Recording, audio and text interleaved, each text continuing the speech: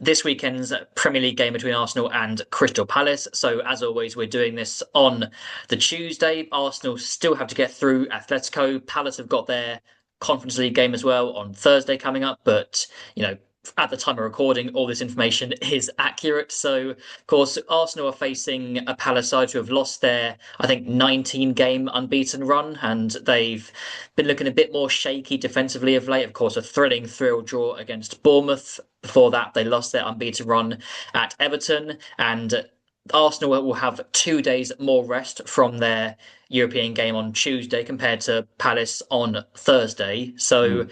is this a really good time to play Crystal Palace?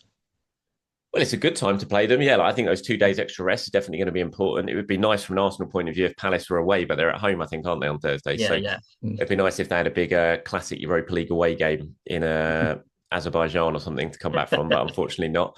But yeah, I mean, they looked defensively shaky, obviously, against Bournemouth, conceded 3 goals, could have conceded more, but fair play to them the way they fought back and got a point and probably, well, should have won it, given the chance that Mateta missed in the last minute as well. They're a very, very strong side and absolutely full of confidence and belief in themselves at the moment. So it's not going to be easy. And Palace are one of the sides, whenever they rock up at the Emirates, I never feel totally confident. They've had some joy at the Emirates before, Palace, and Arsenal will remember that again. It was a game they dropped points in last season that they'll want to bounce back from and respond to this time around.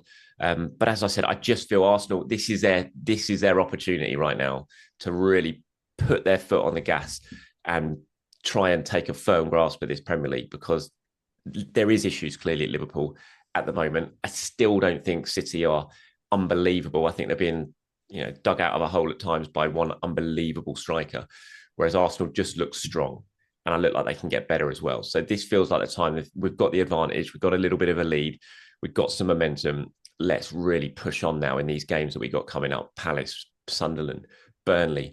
Try and see where we are at the end of the next international break. See what our lead is. It feels like a really big opportunity for Arsenal, one that they shouldn't let slip. And I don't think they will let slip. I think they'll be determined. They're certainly shown signs they're determined. So I think they'll really go out to prove another point against Palace this weekend. Let's hope so, yes. And you mentioned Mateta there. I think he got the second equaliser in the draw at the Emirates last season. He's been in really rich vein of form so far. Mm. Like you say, missed, I think, yeah, 3 big chances, but also scored 3 big chances against Bournemouth. He's now just the third Frenchman to score multiple Premier League hat-tricks after two former Arsenal boys, Thierry Henry and Nicolas Anelka. Do you think Gabriel and Saliba might have their work cut out, or have they just been, so strong this season? Like we were saying in the last segment, Arsenal just conceded only 3 goals in however many games, 10 or 11 so far this season. Are you confident that Gabriel and Saliba can marshal Mateta effectively? I think they'll not struggle. That's wrong, but I think of all the strikers, he's one of the ones I always expect will cause Arsenal some problems. He's caused Arsenal problems before, and I think he probably will again this weekend. He's full of confidence coming on the back of a hat trick, but I think they can handle him. Obviously, they can. It's going to be a real physical battle. They had one at the weekend against Raul Jimenez. They dealt with that pretty well. They love playing against the likes of Erling Haaland in the physical battle they'll have there. So they'll be expecting it. They'll know what's coming from Mateta. And yeah, it's going to be tough. He's an informed striker, but I think the two of them, they don't fear anyone. They're certainly not going to fear him. They'll be loving that battle. They'll be well up for it. And yeah, fingers crossed they come through it on top. Correct indeed. Yeah, I mean, if only Arsenal had Gabriel Jesus fit for this game. He loved scoring against Palace last season, but alas, he's still, I Yeah. think, yeah, 2 months away from recovery. But anyway, looking at the Arsenal players who will be fit for this game. So, of course, this will be Eberechi Eze's first appearance against Palace since he left the club in the summer. Couldn't really get into the game against Fulham, quite congested, difficult for him to find the passes, find the space. And looking at Arteta's quotes after the game, he, did defend him, of course, as you'd expect. And he also said that, he can play in multiple positions for Arsenal. And looking at some of those different positions he might play. And of course, this weekend, Odegaard will miss out again. So you'd expect Eze would start. He started on the right of that trident against Fulham with Declan Rice on the left. Is there the option to maybe move Eze to the left day and start Declan Rice on the right hand side? There's definitely the option, and Rice can play there. He's played there before, so I think there is an option to do that. I don't think you have to play as a sort of out and out in that Odegaard role. I don't think Eze can play that Odegaard role either, in terms of he can play the position, but he plays it very, very differently to what Odegaard's do. You're not going to see Eze constantly being that sort of deep line quarterback playmaker type player that Odegaard is. And we've come to know he's going to be more of the free roaming number 10 position, which against Fulham, there just wasn't that space to be that player.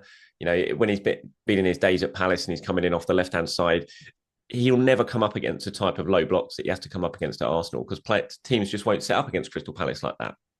So he's going to have to adjust to that at Arsenal. Now, I'm sure it's been a bit of a rude awakening so far for him in some games. Just be like, where the hell's the space here? It's just got 11 players behind the ball. How do I find some space? So he's going to have to learn to be able to play like that and still be able to perform and create chances. I'm sure he will. He's a fabulous player. It wasn't his best game against Fulham. But I think it'll be a different game this weekend. He'll have not a point to prove, but you know what players are like when they go up against their former clubs. He's going to want to make a bit of an impact. I imagine he'll get a very good reception from the Palace fans. I can't see them giving him, sort of West Ham Declan Rice type welcome. I think he'll be a very, very different one. So I don't think he's going to have that sort of drive to prove people wrong, if you see what I mean. But you always want to score against your old club, don't you? So, I'm expecting a big performance from him. Fingers crossed he can get that sort of classic goal against his former club, which so many people tend to do, especially when they're playing Arsenal.